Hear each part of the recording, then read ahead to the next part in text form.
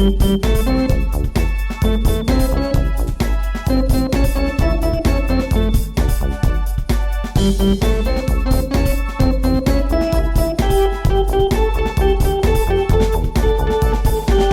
would seem as though.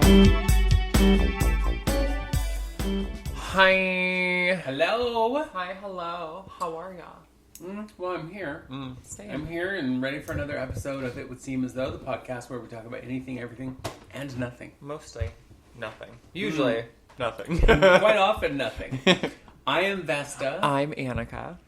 And we have all kinds of nothing to talk about today. Sure do.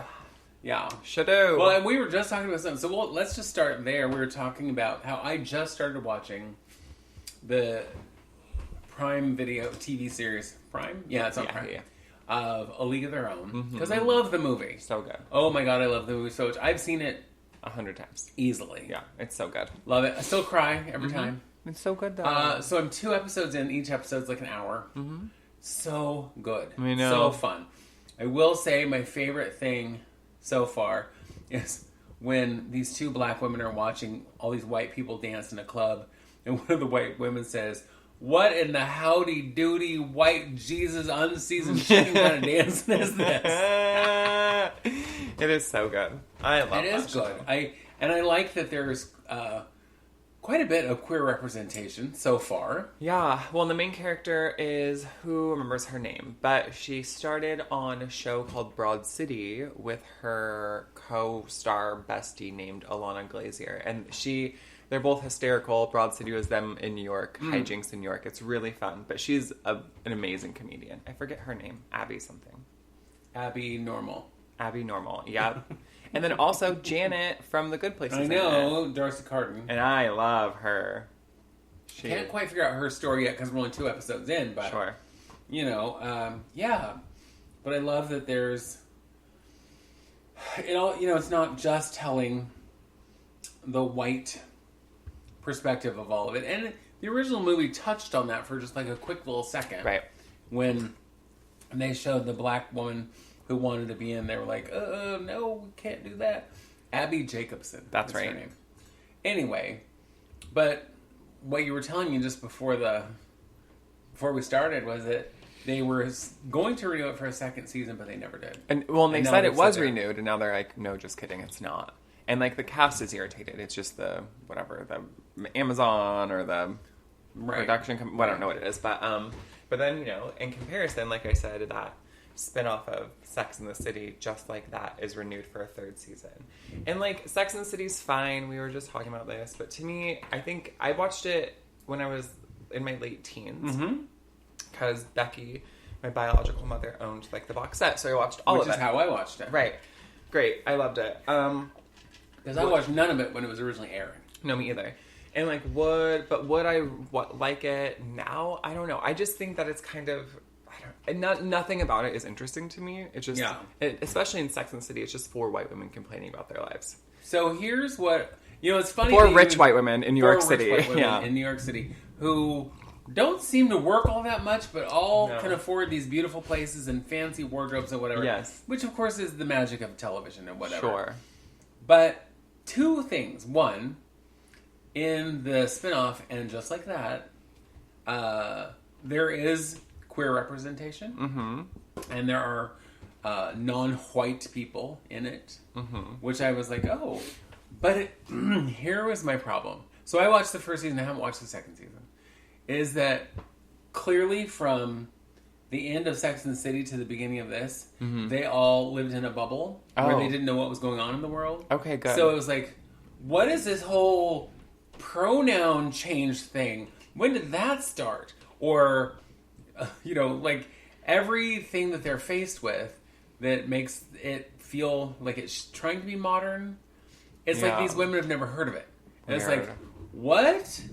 There's black people in the, whatever. And it's like, I'm going to be the cool white girl who acts like she knows stuff. I was like, oh my god, it's painful. Well, and like I told you, my favorite part of it was Kim Cattrall, and she's not even in it, so I don't even care. Apparently, I've heard rumor. I don't know. I didn't see it. that she does appear in the second season. But, like, alone. Alone for a minute. Yeah. And she said, you're going to pay me through the nose. Uh-huh. And I'll come back, but I ain't doing nothing with that bitches. I love that. Yeah. That's the status I want to get at. Be like, oh, you want, okay, pay me $8 million and I'll show up for 2 seconds. Right. But none of them bitches can be there. And I'm going to literally phone it in. Yeah. Literally.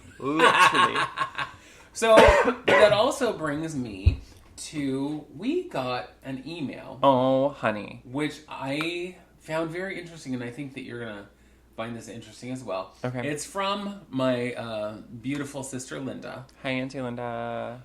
So it says, sitting on my ass, still in my PJs on a Saturday afternoon, watching, and just like that. Okay. Carrie is shopping with her Indian realtor, who is looking for a sari to wear to Diwali. Carrie invites herself, and her friend says, let's find you a sari, saying it's not cultural appropriation, but cultural appreciation. Mm-hmm. What are your thoughts? Is this true only when invited to do so? Or if you just really love some styles or fashion or another culture?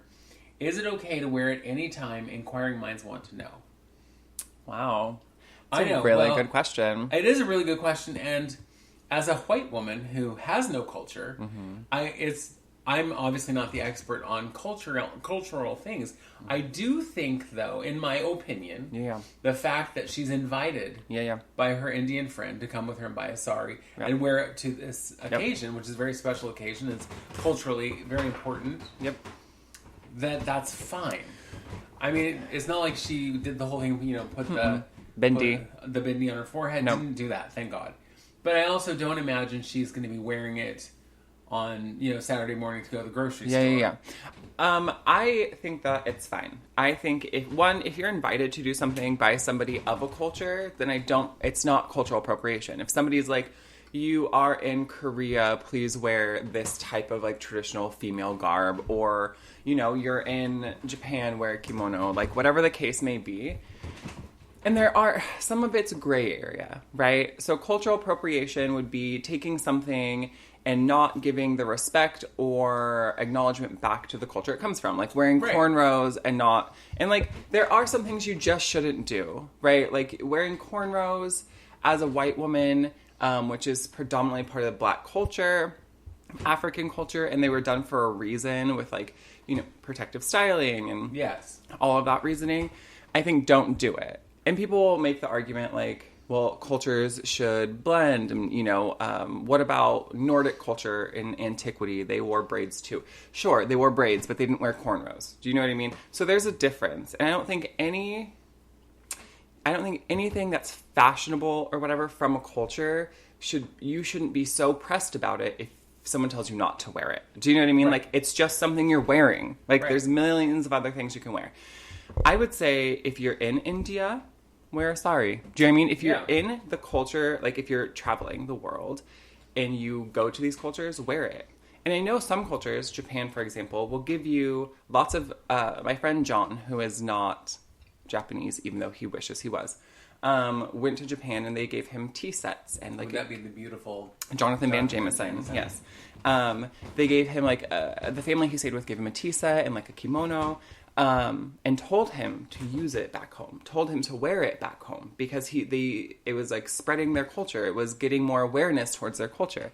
So on one hand, I think using things from another culture and kind of spreading the word is one thing, but wearing something strictly just for fashion is kind of awkward to me. I think doing something and just being like, well, it's fashion. I'm wearing this sari because it's fashion. No, I think that you would need to be going to an Indian wedding. You need to be in India. You need to be invited to this thing. I just don't think you should go and buy it, Right. And let's say you did your ancestry, right? And you find out that you are Indian, right? Like East Indian, from India. And you want to explore that, then you should be able to explore that. I don't think, though, there is just the entitlement that a lot of white people have when it comes to wearing and utilizing garments and tools and sacred or cultural things to other cultures. It becomes not cute. Like, it just becomes like you are taking it and calling it something and wearing it because it's cute, when a lot of things are worn for significance. Well, I also think that's important, too. I think if you're going to wear, specifically in this case, the sari, you need to know what it represents. Yes. You know, don't be walking and someone's like, oh, why are you wearing a sari? Because it's cute. Yeah. Or cute. if you're going to wear kente cloth, which I don't think white people should, because there's a long, very rich tradition and history around kente cloth. Yeah. You know, and why it's worn and how it's worn. Yeah. And who gets to wear it. Right. You know, and if you are just I'm specifically white person who's like, oh, that's really cool. I like those bright colors, whatever. Yeah. No. Yeah. It's not for you. If you are set, you know, if your friend says, hey, we're going to this thing, you're welcome to wear this. But here's what you should know about it. Here's the history of it. Yeah. But don't be wearing it to, you know, because you want to look cool. Well, and like, let's make it a simpler example. Like, if you shouldn't wear like the Pope's robe. You shouldn't wear like something as like a priest, right? If you're not that, like it's against the rules of the Catholic Church, right? Which who cares about that? But my point is it's something that you shouldn't wear as play. Also, like you shouldn't wear like military greens and claim to be in the military, right? Like that's illegal actually. And so if we're just taking it away from like a culture of like racial ethnic diversity and just focusing on like, oh well, think about it in any other terms. Like you're not going to wear a garment that doesn't belong to you, right? For funsies. Well, and on that note, I have of course seen people wear religious garb for Halloween. Sure. I have seen people wear military garb for Halloween. Right. But there's a difference. There is a difference because someone else's culture is not a costume. But you're not gonna wear like the priest like little doodad and go out and pretend to be a priest. No. You're not gonna say that I'm a priest. You know what I mean? No, because if you just were wearing it down the street on a Saturday morning, people are gonna go, "Oh, Father," whatever. Yeah. But, and then it's like you're trying to trick someone. But I do think that that is different for Halloween. People want it. Then here comes the tricky thing because people are like, well, why can't I be a Native American for Halloween? Why can't I be Japanese? Because culture is not a costume. Because culture is not a costume, and being Catholic is not a culture. Being a police officer is not a culture. Being a fire, you know what I mean? Being in the military is not a culture. Those are jobs, right? And that's a belief system. That's not the same thing as having your culture. Culture and religion can be tied in, obviously, but like that, especially the Catholic Church, it's so massive. It's not like a specific cultural thing you find only in Tibet or whatever, you know? Right. Well, and of course, the other thing is so many people who want to wear, as you mentioned, like to be a Native American for Halloween is like, you have no idea. You're going to put on what you think is that costume, or you got it at Spirit Halloween store or wherever. Yeah. Because it's cute. It's the sexy Indian, or it's the Indian princess, which is not a thing. Not a thing at all. Or you're going to wear the war bonnet, not knowing that not all indigenous people... Most tribes didn't. Right, most didn't. Yeah. But you don't know that because you're not going to pay attention, you're not going to learn anything. Right. You know. And that to me is the worst part. It's like, I'm going to go represent a culture as my costume, as some white person. Well, because it's obvious. And know nothing about it. It's typically like, again, the sexy, right? They're wearing like, loincloth. Or just bits of leather and feather and being like, this is what they wore. No, that's not what they wore. Like, and Indigenous people aren't a monolith. It's not going to be like, this one Native American culture they all look the same. That's ridiculous. But yeah, I think this question in general, I think that was a really good question. Because Auntie Linda and I have talked about cultural appropriation, specifically about Indigenous Americans before. This was a few years ago. Okay. But yeah, so this is a good question. I would say if somebody's inviting you to be a part of their culture for a wedding or a festival or whatever, then wear whatever they say. I just think that if you are going to be invited to something, wear it. And if you go to Hawaii and they invite you to do cultural things, or, they teach you, in Pacifica, they have the haka dance, which is their war dance. They can teach it to you, right? And you can do it. And if you do it with them, it's not cultural appropriation.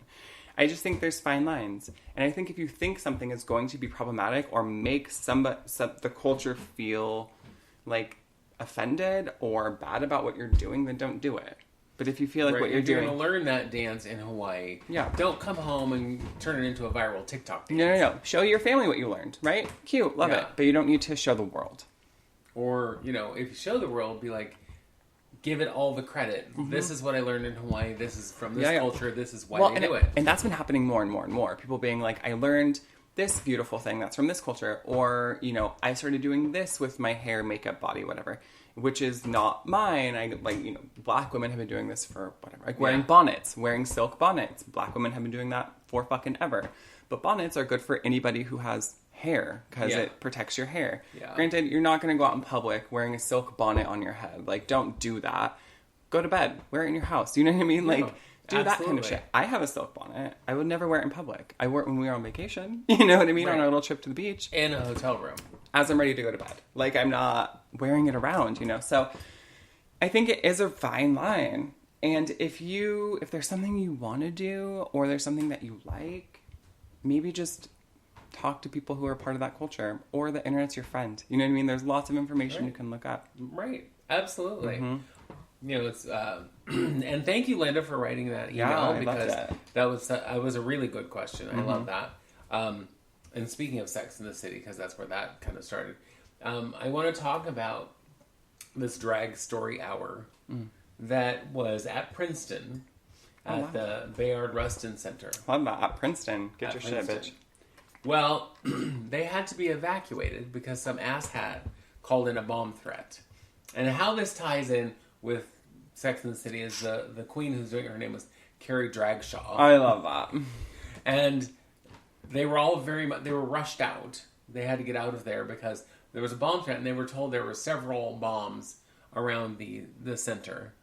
Because, you know, drag queens are scary, but bombs are fine. Yeah. You know, we're going to blow up a bunch of children. Right. So, this queen, I don't know her. I don't, you know, whatever. I never heard of her. With her, all the children and the parents immediately, of course, left, found a place down the street and sat on the steps of a building and still did their drag story hour. Love it. I love that. Yeah. It's like, fuck you. And it's funny to me, I wonder who would call in a bomb threat to that at Princeton. Princeton's like an elite Ivy League university, right? Right. And so I'm going to assume that it probably wasn't someone who goes to Princeton. No. I'm going to assume it was the fucking dumbass who didn't graduate like high school science and thinks they know everything. Do you know what I mean? I do. They're the ones who are like, I live in this neighborhood. Them queers are here ruining my children. And they don't have children and they're like 17. But you know what I mean? Yeah. It's just gross to me. It is gross too. Like, you're so bothered by this that you're going to threaten to murder children. Yep. So these drag queens who are you know, grooming children, that's awful. But you blowing up children is fine. That's regular. Mm-hmm. That's okay. Well, now they can't be corrupted. Now can they? Yeah, I saw this TikTok video. It was this guy playing 3 parts, and the first one was, well, you know, I am an American, and so I wave the flag that says "Don't tread on me," and the next one was queer people, and it was like, oh, well, then I will wave that flag too, so no one treads on me. And then the other one was people of color, same thing. And then goes back to the Republican who's like, no, only we can say that because we're going to tread on you. Yeah, but you can't tread on us. No, stupid. We're fine with taking away your rights. Yeah, but don't our even. rights are set in stone. Yeah, so don't from even God. try it. Yeah. That's crazy too. This is a sidebar, but you know I've been watching nothing but D&D. I do know and that. Anime. But D&D, Matthew Mercer, amazing voice actor. He's like the godfather of Dungeons and Dragons. You would know who he was if you heard his voice, I'm sure, because he's been in literally everything. Anyway, he was wearing a shirt in one of the last episodes that looked like a Dare shirt, like the D-A-R-E with the... Oh, yeah. But it said drag, D-R-A-G, and it says, is not a crime underneath it. Nice. Right? I was like...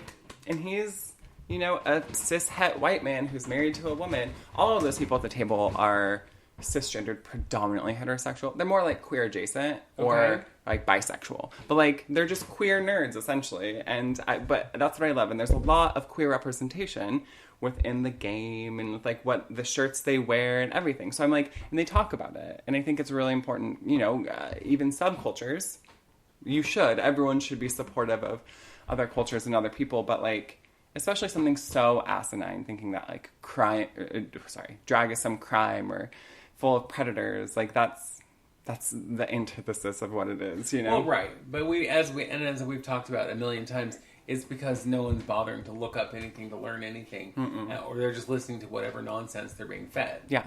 Yep. You know, and so that, you know, being said, Dylan Mulvaney, who we've talked about multiple times, who got all the backlash for having a beer can. Weird. Right. Was just given a Streamy Award, which is for creators. And hers was the Breakout Creator Award. And for which, she went up and thanked everybody and was like talking about her journey that she had no idea when she started it a year and a half ago that it would become such a big thing, right? And ending her little speech said, and now I'm going to go have a beer.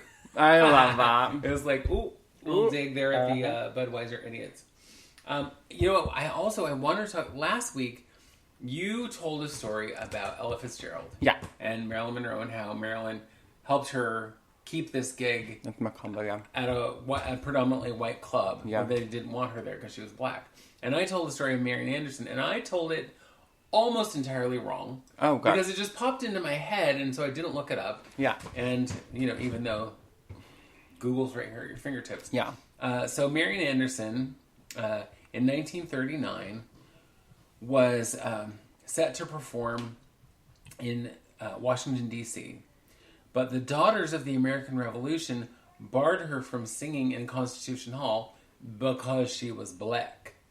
And it was like, really?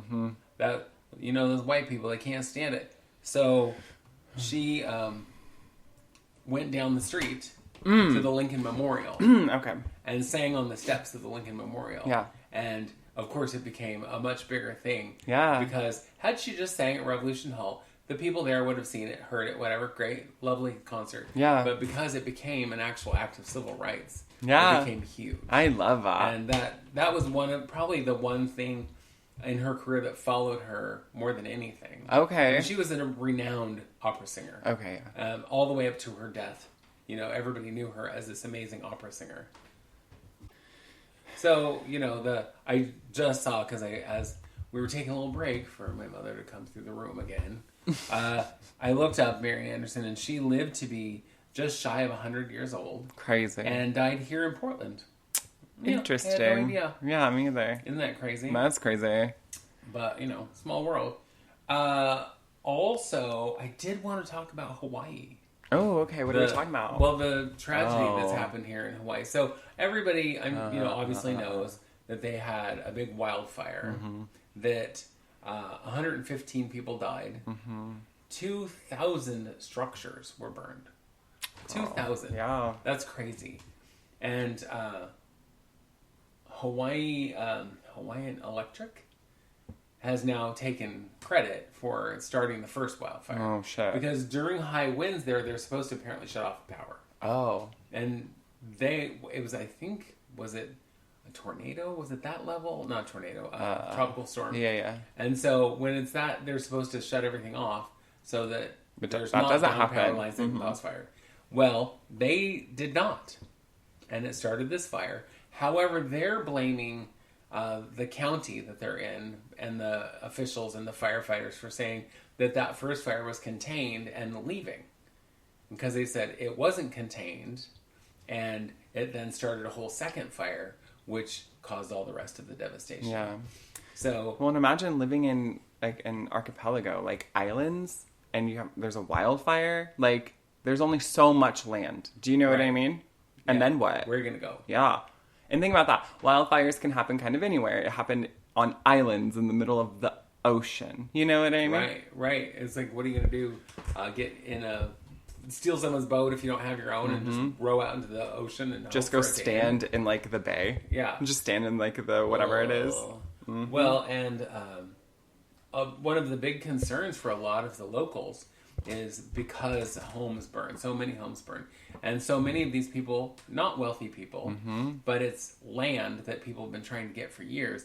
They're worried that, and this in Lahaina, they're worried that developers are going to try and buy up the land. Snatch it up, yeah. Because these people maybe didn't have insurance to get their homes repaired, replaced, whatever. Yeah. Mostly replaced because they did burn. But, their concern is that the people who didn't have insurance or the people who don't have money to do that kind of thing are going to be screwed out of their homeland because it's like, well, you can't afford to replace, but here's money. I'll just take your home and, develop this even more for tourism. It's so upsetting. Well, and it's so fucked up. It's so fucked up. Instead of doing that, why don't you take your billions of dollars and say, hey, I would love to help you rebuild. Yeah.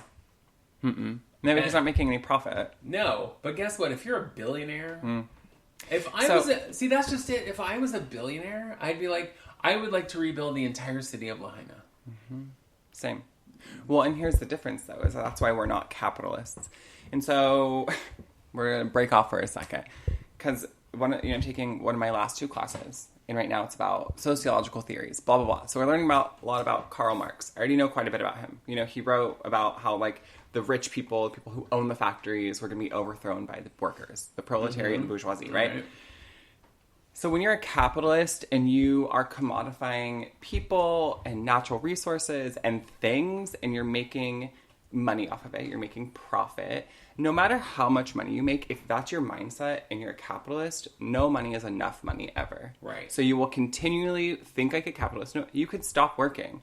And there was a story about a guy who worked for Procter and Gamble, and he was a CEO, and when they merged with whoever, he got, $11 million just as his severance or whatever. Yeah. But then he took a retirement position working, part-time, 5 days a week, making however many millions of dollars at this other fucking company.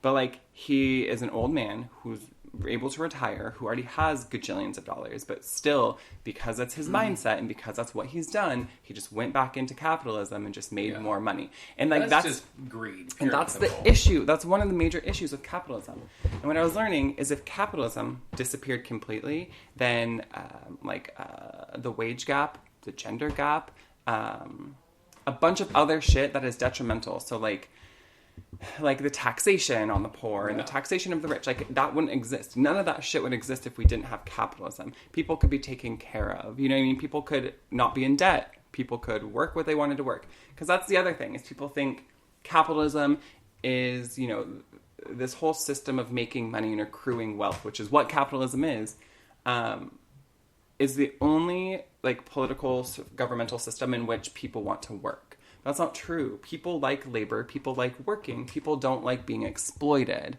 There's the difference. Right. So people could work and, bargain and trade and make a livable wage, and everyone was... It would be different. People could use their creativity and their ability. And a livable wage would be different because it wouldn't be so much inflation and craziness. But if they pay you a livable wage, then they're not getting as much money back, right? That's why capitalism is the root of all evil. But then people could go to school and have a house and they wouldn't be indebted. But capitalism will be the downfall of Western society. I just heard this very interesting thing. I was listening to the podcast of my good friend Trixie Mattel. Right. And good Judy. She was talking about how the record industry works. Yeah. And it's insidious. Because she said, imagine you're this young pop star. Okay. Who's just gotten a little bit of success. Yes, I am. And so RCA Records comes to you and says, listen, you're the hot new ticket. We want to give you some money up front for your next album. Whatever. We're going to give you $1 million. Okay. Okay? To produce your next album, we're investing in you. But it doesn't work like a regular investment. You invest in something, it loses, you lose.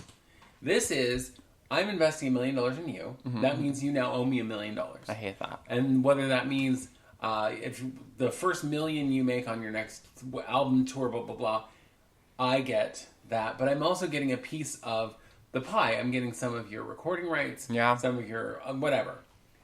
However, if you do not make that kind of money back for them, if you do not make whatever they have projected you to make, then it just rolls over and you keep owing them money until the end of time, basically, until they have been satisfied that they've gotten their money's worth out of you. That could go on for years. And that's kind of the loop that Kesha was in. Why she couldn't get away from that Dr. Luke guy, or whatever his name was. It was because he basically owned her because she was young and dumb and signed contracts. Young people are going to sign dumb contracts because it's wait, I get to be a star? Cool. It happens with people who do American Idol. America's Got Talent, all those things, you're signing away many years worth of your stuff. Mm-hmm. Yeah. You know, and one of the other things she said was one of the shows that she was on, and I don't know which one, she didn't say, for her to be, to sign all the contracts, they wanted her recording rights. And Trixie was like, hell no. No, these are mine. This is my stuff. I wrote all of this. These are my children. You know, I'm not selling them. Yeah. And I'm certainly not giving them away. That would be foolish. Yeah. But it was like, well, but if you sell them to us, we will make you a bigger star. Yeah, but then you own me. Yeah. And you own my stuff. And if maybe my stuff will never be, you know, billion-dollar industry, but it's mine. Yeah. And if I choose later to sell it for whatever reason, that's on me. Yeah. That's mine. You know, it's like when Tina Turner, after she finally retired and then whatever, took her time, was living in Switzerland with her husband.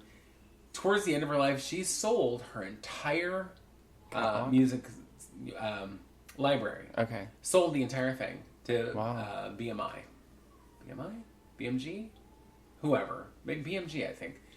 Anyway, sold the entire thing because, one, she's old. Yeah. She's dying. Mm-hmm. She's richer than God.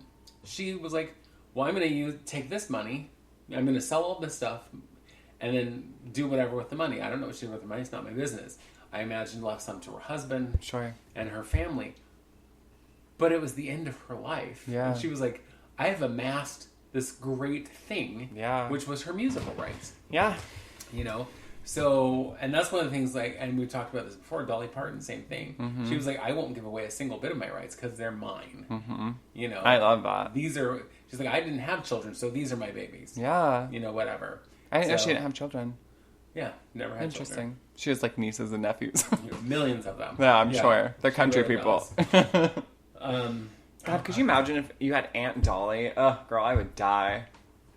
I want Aunt Dolly. Yeah. We've been watching, I'm going to blame my friend Mia for this. So fucking Mia. I know, she's the worst. I know. I love her. So my friend Mia came to my salon, not this Saturday that just passed, but the prior Saturday. Okay. Doing her hair because she was getting some photos taken to celebrate getting her master's. Oh, wow. Which I was like, that's awesome. So she was celebrating her birthday and getting her master's degree. And so she wanted to do a picture with all the women in her family. I love that. Which I love that. So I did their hair. But she was telling me about the show Claim to Fame, which I hadn't even heard of. Right.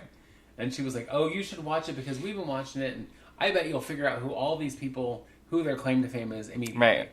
I don't know what superpower she thinks that I have. I don't know. But, so I come home and I'm like, oh, Mia told me about this show. And I want to watch the first episode. So it's on season 2. So I went back and started season 1. Yeah. And I'm looking at all these people going, I have no fucking clue who any of these people are. Yeah. They're all people. Well, and the whole point is like they're related to somebody in the industry. Their whole claim to fame is like, my father is famous, or my cousin is famous, or my sibling is famous. Got it. But I am not. And so you don't know who I am, most likely. Cool. But one of the people in there was, as soon as somebody said this, I was like, of course he is, was Laverne Cox's twin brother. Right. Because as soon as they said that, I'm like, how did I not see that? Yeah. Because he looks exactly like her. Right. He talks like her. Mm-hmm. They speak with the same cadence, and they laugh the same. Do you know what's so funny? Is he was in Orange is the New Black with her. That's so funny. And they do look... Well, because, yes. Identical. Well, they were identical twins. Yeah. And when he played... So he played her pre-transition. Yep. What's funny about that is Laverne Cox went to the director of that episode, which was Jodie Foster. Oh, wow. And said, I can play myself pre-transition. She's like, no, you can't. No, ma'am. We're just going to hire your identical twin because it's totally plausible that this is you pre-transition. Yeah. But anyway, so I watched the first episode and then the entire rest of the first season in like 2 days. And I'm like, that was really cute and interesting and whatever. And was surprised at who was who. And I'm all, oh, yeah, okay, right, cool. Yeah. One of the women on season 2, Dolly Parton's niece. Okay, cute. That's how I jumped into that. But so I was like, okay, I'm going to start season 2 because Mia says I'll know. I literally, one person who walked into the room and I'm all, well, that's Donny Osmond's son. Okay, yeah. Because he honest to God. You're like, it's not just Donny Osmond. Look at that Mormon face. I know him anyway. But it was like, clearly that's Donny Osmond's son. But then, of course, doubted myself because I don't know. Right. But when the first clue they gave about, because there's like clues that you can win a clue about somebody. Sure. And they're all in these little symbols, and so you have to figure out the symbology of it all. Oh. And his was a little dog, and then a heart, and then an eyeball, and then a doll. So, puppy love, idol. Oh, I get it. I don't remember how they did from. And then there were 7 little T-shirts. So from the 70s. Oh my god! I'm all puppy love idol. That can only be Donny Osmond. That's so funny. Right? I love and then that. they're like something about a colorful coat. I'm like, well, he was in Joseph and the Amazing Technicolor Dreamcoat forever. Yeah. Toured with it, whatever. That was kind of what brought him back to the public eye. And then he had an 11-year, and they also say something about his 11-year residency in Las Vegas. Okay. Yeah. You're also who like, else? And everybody, they're like, oh my god, and from Utah. That was one of his clues. And the people were like, I think colorful coat, he's Elton John's son. Because Elton John's from Utah. Yeah, that Brit is totally from the Utah. He came over to Utah, had a son with his totally straight relationship. And then sprinted back to the UK. to Britannia. Yep.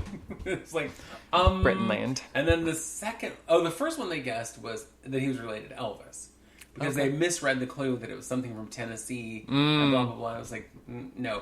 And then the third one, I was like, are y'all drunk? Mm-hmm. Because it was teen idol of the 70s, and they guessed Billy Idol. First of all, also British. Yeah. Second of all, not from the 70s. No. And what? Billy Idol is like, no. Wait, because you know Donny Osmond and Billy Idol. So close. Identical. They were so close. I often confuse the two. Yeah. I don't know. Maybe that's who I saw. That's who I saw at Warped Tour. It wasn't Billy Idol. It was Donny Osmond. Oh, that makes sense. With a bunch of screamo bands and but it's so soft funny punk. because I'm watching this just going, y'all dumb. oh, yeah. And they're young people. Is it the other contestants guessing? Yeah. That makes sense. And they're all young. But don't you think you'd have, like, I have a better understanding, or I have an understanding of, like, who's famous and who's related to who. But don't you think if you were in the industry or your family was, you'd have a better idea, maybe? Right. Maybe. Just a thought. I know. And it's so funny because as they're guessing people, I'm like, are you drunk? Mm-hmm.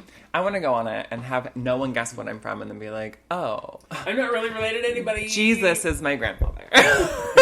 How did you not get that? You didn't get Jesus? Oh the God. big JC? The big JC. Mm-hmm. What? I'm in the house.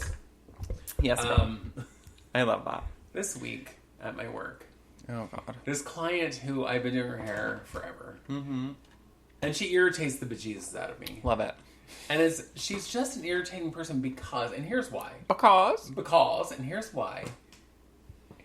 She is one of those people who everything she does is amazing. Oh. And she has to tell you. That's amazing. When her son was he and his wife were getting ready to have a baby. And, she's like, well, so I bought him, this amazing crib and this amazing, but it's like, I just, knew what they would need and I bought all it. Who cares? Mm-hmm. I don't care. No. But if you're like, oh, I get to go see my son because they're having a baby and I just loaded up my car with stuff for them. I'm so excited. Yeah, that makes sense. Or if you use amazing once, fine. Yeah. But like... Had surgery, healed faster than anyone in history's ever healed.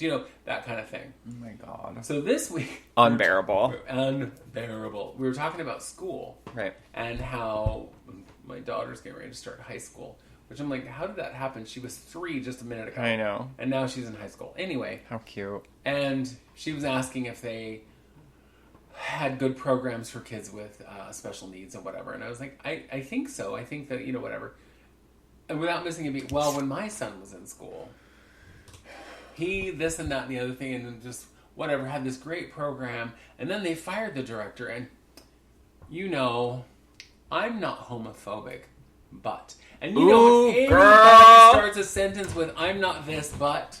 Homophobia has got to go. It's homophobic. I'm not racist, but. Uh-huh. I'm not homophobic, but. I don't hate women, but. Not to be offensive, but. Yeah.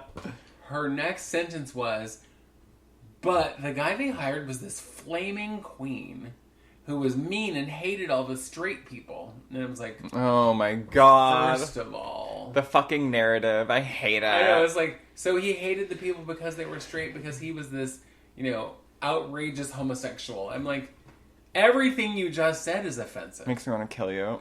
It's like, so had you just said, well, then they brought in this guy who was just unbearable, blah, blah, blah, blah, blah. Fine. Mm-hmm. But a flaming queen. You know what? And it would have been less homophobic had you not said, I'm not homophobic. If you just said, oh, and then they brought in this mean flaming queen, I would have thought that was hysterical. Right. But the fact that you had to say, I'm not homophobic, but no, you are, bitch. That's what that means. Yeah, I'm sorry, but I'm going to tell you why I'm not this thing and then tell you exactly why I am. Yeah, right? I know. It's like, ugh. I hate that and shit. I'm just like holding my head, like, don't, just let it go. Queen Elsa, just let it go. It's not worth, and here's the thing.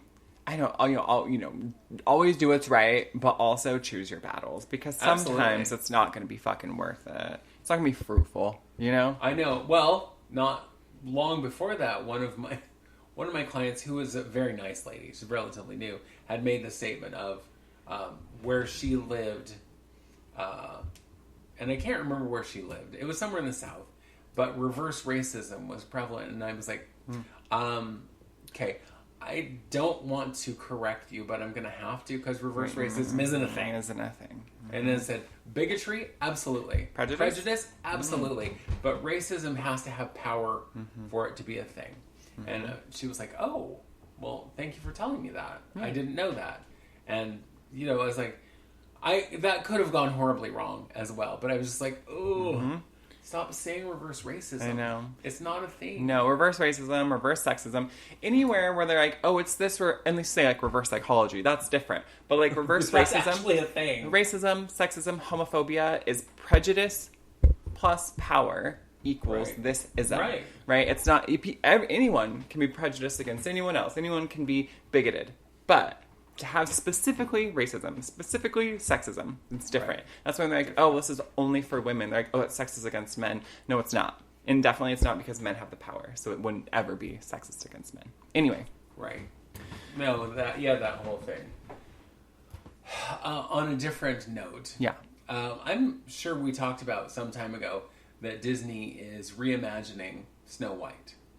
Right. Right. And the young lady who's playing Snow White is Latina. I actually looked this up, by the way. Yeah. Well, because people are up in arms. Everyone's mad. Well, and I will say one thing. I'm not mad about it. I don't care. Anyone can play anybody, right? I will say,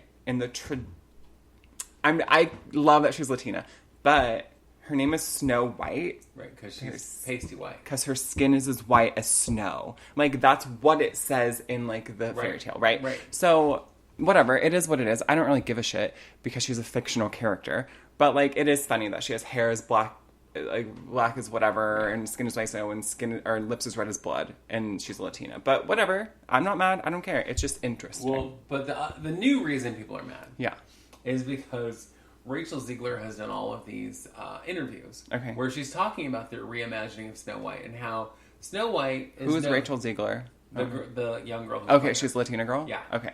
She's been doing all these interviews, and all of them she's talking about how it's been reimagined, and Snow White is no longer sitting, at her wishing well, dreaming of a man. Okay. Because she's a girl boss.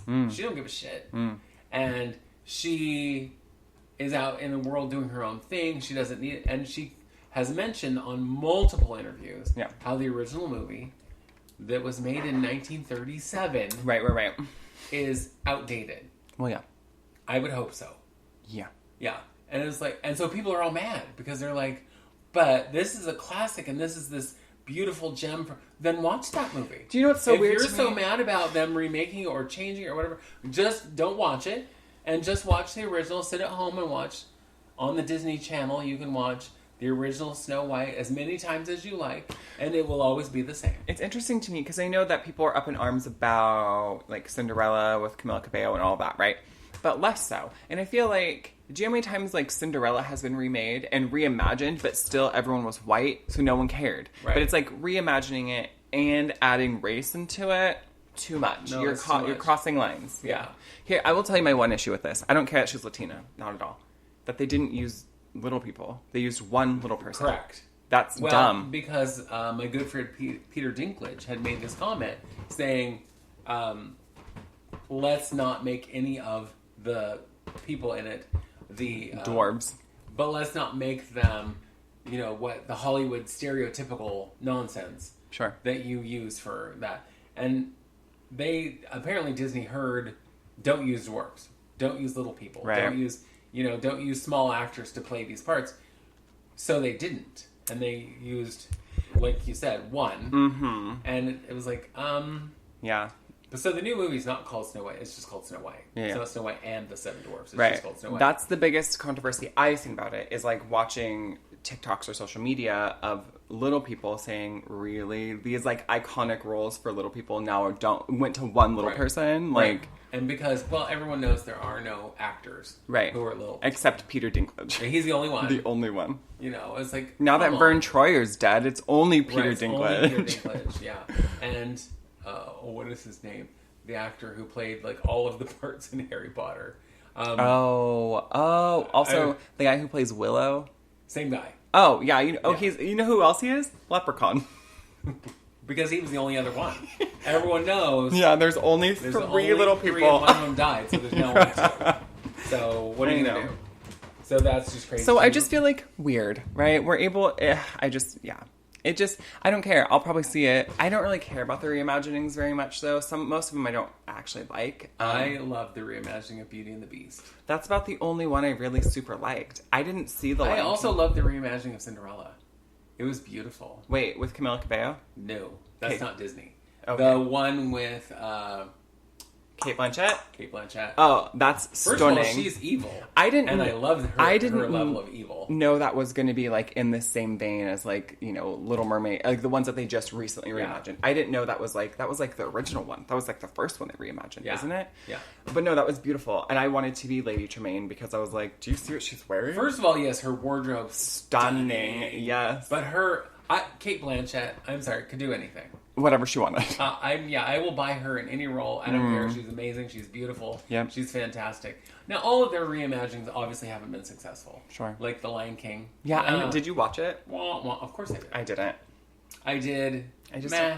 Yeah. Aladdin, it was cute. It was cute. It was not great. No, it was cute. And I'm sorry, and this is probably an unpopular opinion, Will Smith, not much of a singer. What's funny to me, I know that was how he started his career, being a rapper and a singer, but he's whatever. A rapper. Yeah. And that's great. Had he rapped the genie's role, I would have been fine. Yeah. But as he was singing it, I'm like, you don't really have a super powerful singing voice. No, and I also love that he's like a genie who's been trapped in a fucking lamp for a bajillion years, but he comes out sounding like he's from West Philadelphia. Well, we don't know where that He's lamp the was Fresh all Prince, these bitch. years. He's the Fresh Prince. Right, Straight up as the genie. Prince of the Middle East. Wow, yes, girl. Of Agrabah.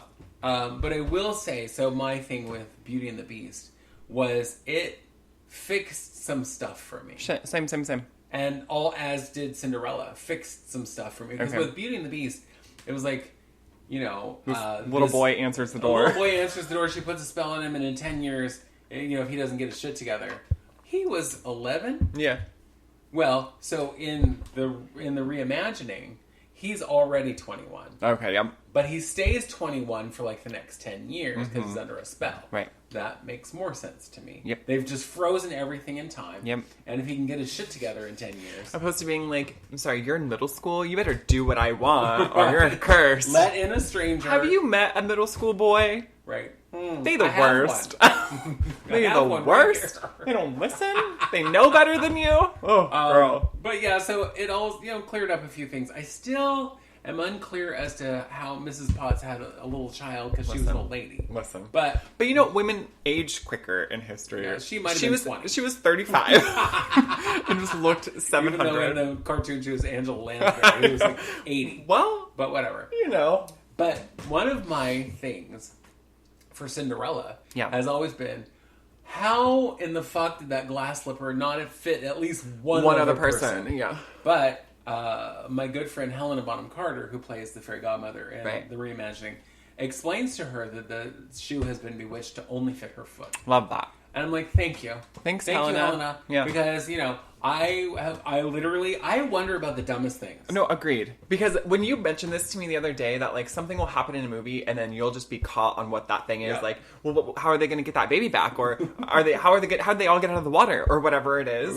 Same. That they never go back to. They never touch on it, and somehow they're all good. And like, or they're back on land, or the baby's back, or whatever. And you're like, where, how, when, and why? Yeah. Like that's. And most cartoons are like that, right? Yeah. Where you're like, oh, the dog fell out the window, and then somehow the dog's just back in your lap or whatever, and you're like, when did you get the dog back? Is it not dead? Like, Right. that's How did me. that happen? Yeah, I get it. Right. And I know one of my, and I think I even talked about this on here, one of the ones, and I can't even remember now what I was watching, is this man has this jewelry that he's going to give to this princess or whoever she is. Sure. I don't even remember. It's this box of beautiful jewelry.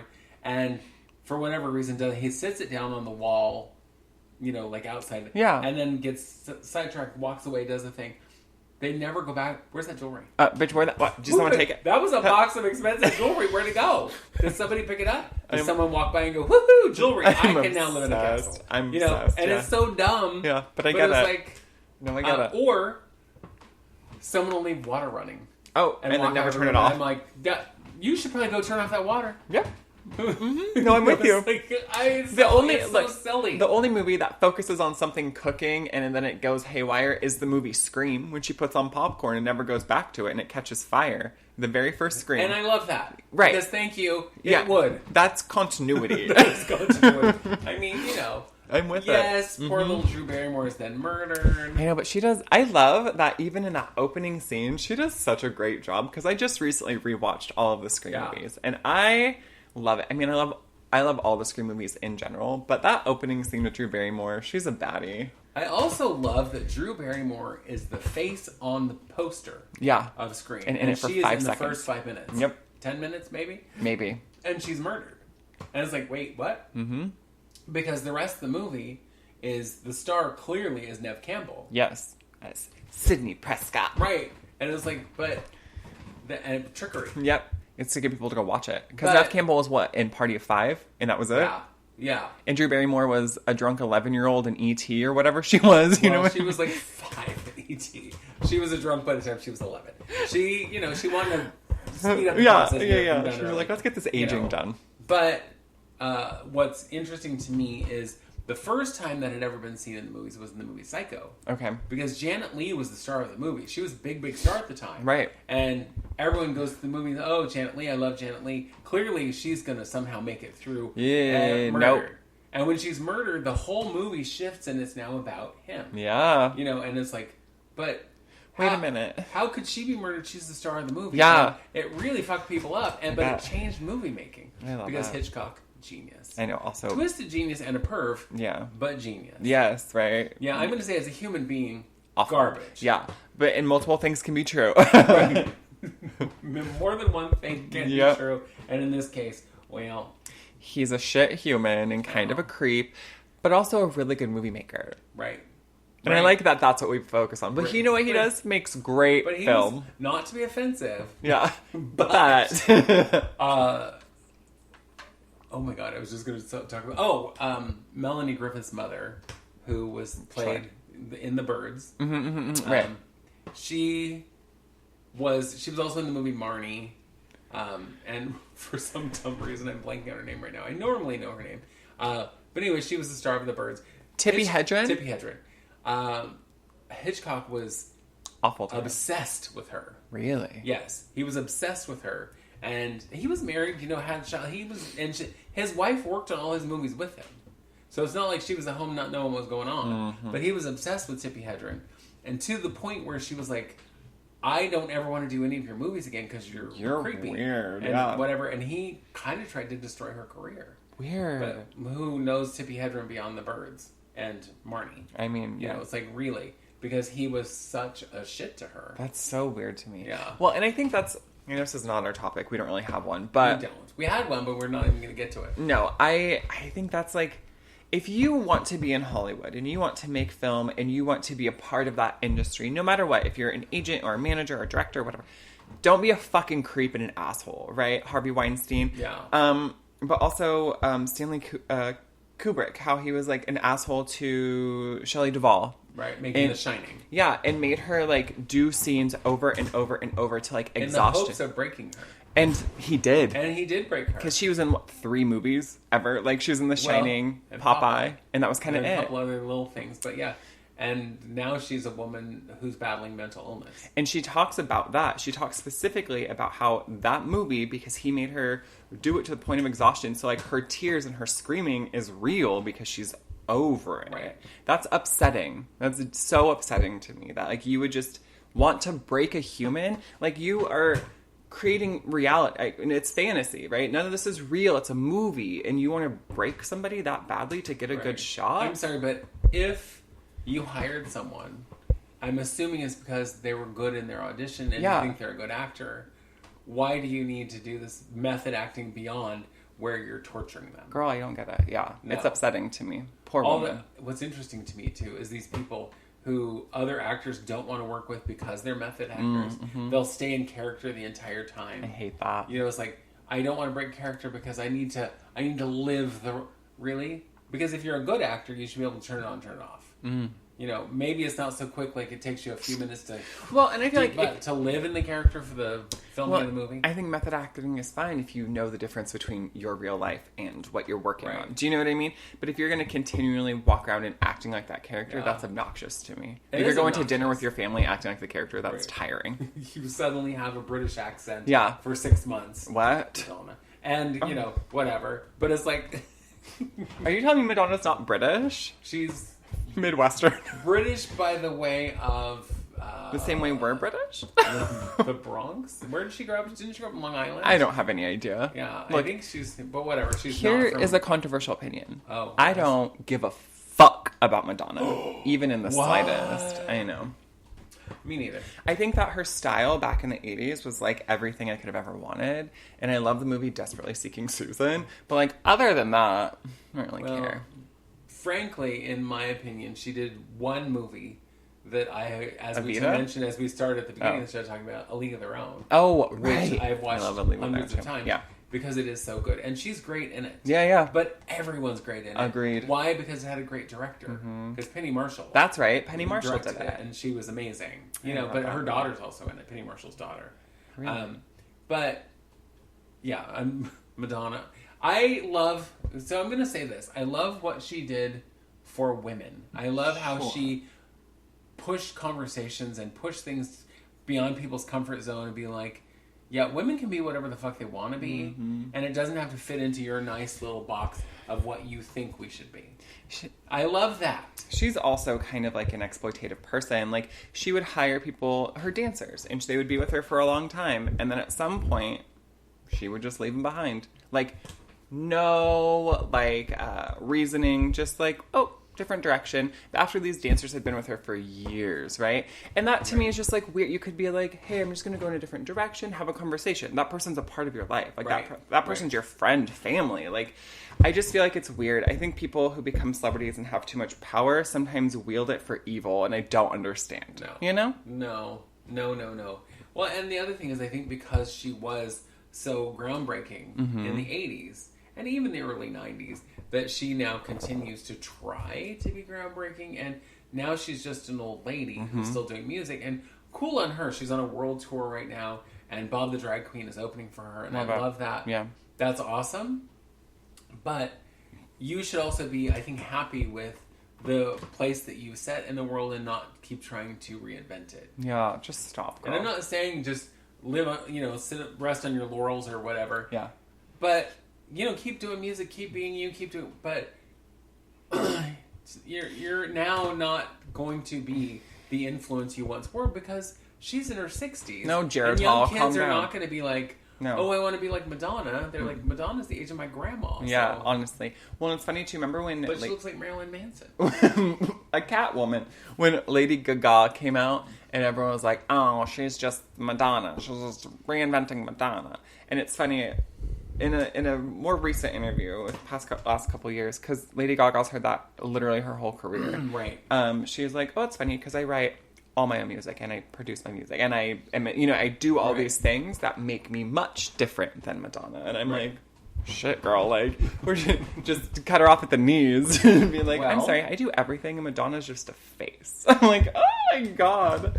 Okay, whatever you say, Alright. bitch. Whatever you say, All Stephanie. right, I don't she care. was the face of a movement, so... Wasn't she, though? She was.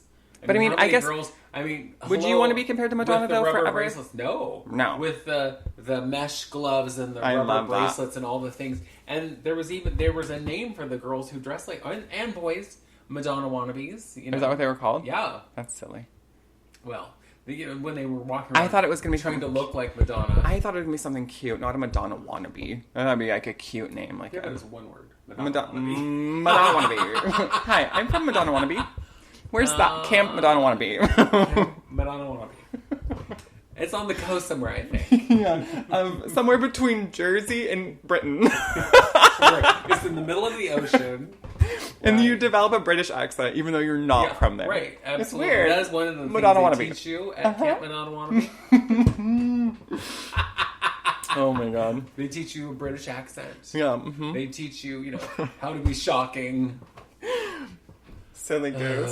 You're a I silly know. goose. And what is shocking is that we have actually made it to the end of our hour and Lucky. never even came close to talking about our topic today. Well, we had a great That's time. fine. We talked about things We talked about things we needed to talk about. There was one, our topic was going to be fun, like what we did is fun for kids and what we do for fun now. We Yeah. can do that next week, because Yeah. here's the thing, we just filled a whole hour with appropriation and Right. appreciation. I do want to mention something else because before we go, one of the things I wanted to mention last week when we were talking about cultural appropriation Sure. was the cartoon character of Betty Boop. Sure. Mm-hmm. So I'm Black still woman. famous. Right.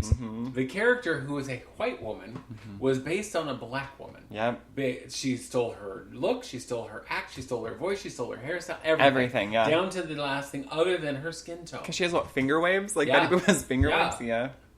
That giant-headed white woman has finger waves. Well, I think on her, because her head's so big, they'd have to be like arm waves. But anyway, the actress and who they stole all this from never got a single dime. Of course not. Mm-mm. Because, what's she going to do? Sue 'em? But it's a cartoon character. She just, it's just because she acts, sounds like you. So, like, It's it's just not because she's you. similar to you. Right. But it was like most people, I think, most people don't, I think, even consider it because Betty Boop, cartoon character, who Yeah. cares? Mm-hmm. But she actually they stole someone's entire act to make this cartoon. That's crazy to me. It is crazy. And I did know that. That's just annoying. But I mean, welcome to America. Right. America. Right. Well, it's not like our country isn't built on stealing. What? Right. I know, it's shocking. The first act of arriving here was called stealing. You know what I mean? Yeah, this land looks really good. It's uninhabited, but who knows people? This land ain't your land. No. This land is Give my it land. Right.